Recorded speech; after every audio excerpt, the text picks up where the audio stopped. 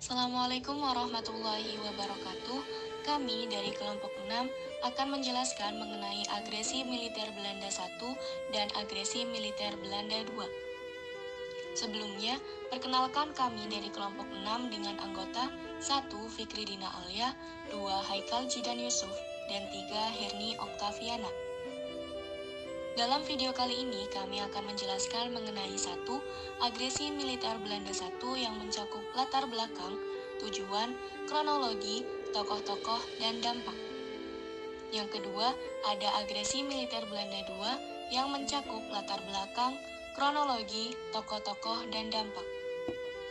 Untuk yang pertama ada agresi militer Belanda 1. Latar belakang dari terjadinya agresi militer Belanda 1, yang pertama, Belanda melakukan tindakan yang bertentangan dengan isi perjanjian Linggarjati.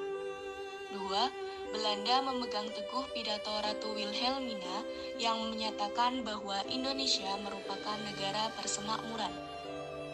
3. Terjadi kesalahpahaman antara Indonesia dan Belanda mengenai Indonesia yang dijadikan negara persemakmuran. Berikutnya ada tujuan diadakannya agresi militer Belanda 1. Yang pertama ada tujuan politik, yakni untuk menghilangkan Indonesia secara de facto dengan mengepung ibu kota Indonesia dan menghapus Nusantara dari peta. 2. Ada tujuan ekonomi, yakni untuk merebut daerah yang menghasilkan bahan pangan, produk ekspor, dan pertambangan. Yang ketiga ada tujuan militer, yakni untuk menghancurkan tentara Republik Indonesia. Berikutnya ada kronologi terjadinya agresi militer Belanda 1.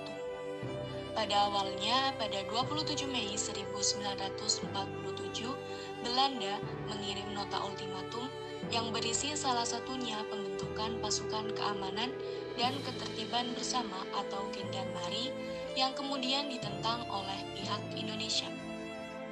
Pada 15 Juli 1947, Jenderal Van Mook mengatakan bahwa tidak perlu lagi mengikuti isi perjanjian Linggarjati. Maka pada 21 Juli 1947 terjadilah agresi militer Belanda 1 di Sumatera Timur, Jawa Tengah, dan Jawa Timur. Berikutnya, pada 29 Juli 1947 terjadi peristiwa penembakan pesawat Indonesia oleh Belanda. Akibatnya, Dr. Abdul Rahman Saleh, Adi Sumarno Wiryokusumo, dan Adi Sucipto pun tewas dalam peristiwa tersebut. Pada 30 Juli 1947, India dan Australia mengajukan permintaan resmi agar Indonesia Belanda dimasukkan dalam agenda keamanan PBB.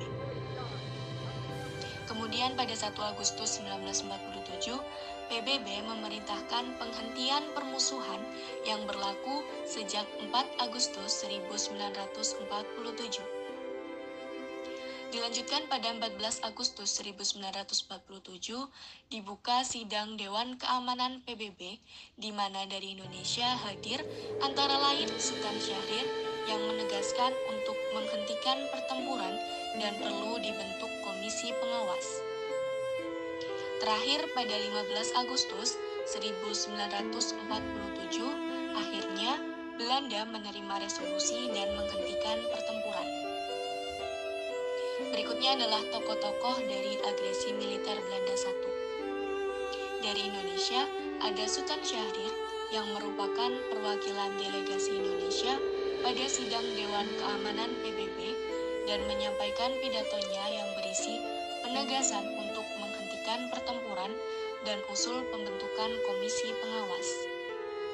Dari pihak Belanda sendiri ada Jenderal Van Mook yang merupakan pimpinan Belanda dalam agresi militer Belanda 1. Dampak agresi militer Belanda pertama, yaitu dampak negatif.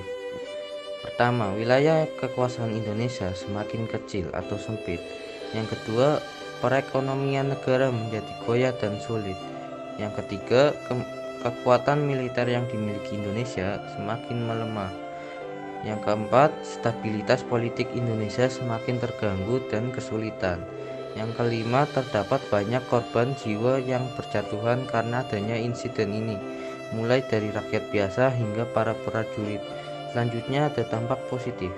Yang pertama ialah beberapa negara telah memberikan pengakuan terhadap kemerdekaan yang dimiliki oleh Indonesia secara de jure. Yang kedua, dukungan dari negara lain dalam ruang lingkup internasional terhadap Belanda semakin berkurang. Yang ketiga, Indonesia bisa memperkuat posisinya dengan adanya perjanjian internasional. Berikut ini adalah gambar situasi saat agresi militer Belanda pertama. Belanda pertama yang dilatar belakangi oleh pertama, kedua pihak saling mengklaim melanggar perjanjian Renville. Yang kedua, Belanda merasa perjanjian Renville lebih banyak menguntungkan pihak Indonesia. Salah satu kronologinya, pada malam 19 Desember 1948, Belanda menyerang pangkalan Maguwo di Yogyakarta. Dan pada tanggal 19 Desember 1948, Belanda menangkap Insinyur Soekarno, Muhammad Hatta, dan para tokoh politik lainnya. Dan mulai terjadi agresi militer Belanda kedua.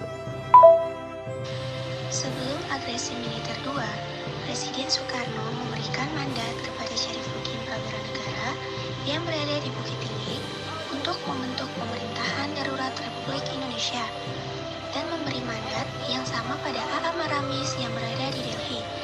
Pada 19 Desember 1948,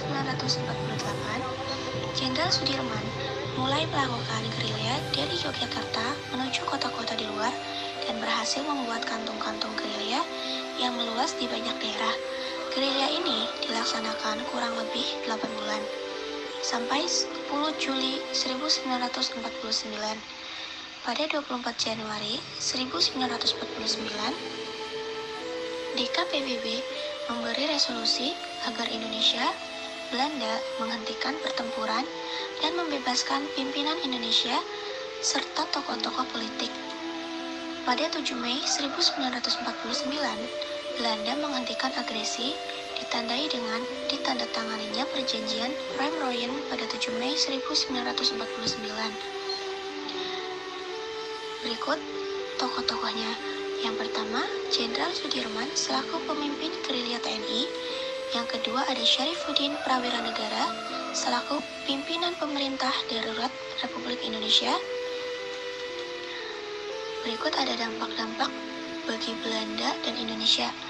Yang pertama, Belanda mendapatkan kecaman dari dunia internasional karena terus-menerus dengan gencar menyerang Indonesia. Yang kedua, terbentuknya pemerintah darurat Republik Indonesia (PDRI) yang sampai akhir membuktikan kuatnya kekuasaan Indonesia. Yang ketiga, banyak korban jiwa dari kalangan TNI maupun rakyat sipil. Dan yang terakhir, hancurnya beberapa bangunan penting di Yogyakarta. Berikut situasi saat agresi militer Belanda II.